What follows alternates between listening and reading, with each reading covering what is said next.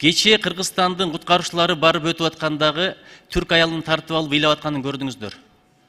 Ошону уюштурган өкмөткө чоң рахмат, оперативдүү чара көргөн.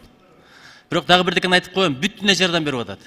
Бирок биздин жардамыбыз, биздин моралдык, материалдык колдообуз өзгөчө маанилүү, анткени биз бир тууган элбиз. Азыр менин угушума караганда 10 провинцияда жер титирөө болду. Курман болгондордун саны официалдуу 5000, 100 миңге жетиши мүмкүн деп атат. Ошон үчүн азыр кыштын күнү эшикте түнөп аткандар толтура. Албетте, ураган үйлөрдүн алдында жакындар калгандар кантип таштап кетет? Даяр үйлөрдү берсе да кете албайт алар.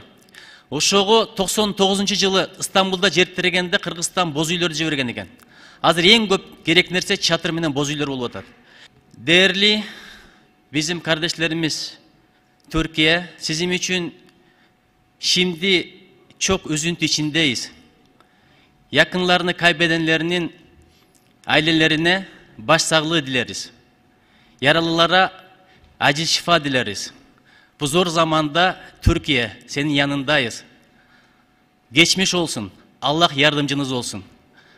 Biz daima koldoylу, eğer de büdjetten жардам керек болса айтыңыздар. Символикалуу түрдө айлыгыбыздан которолу. Биздин жардамыбыз, биздин колдообуз түрк элине өзгөчө моралдык чоң бир кубат болот, ушуну унутпайлы.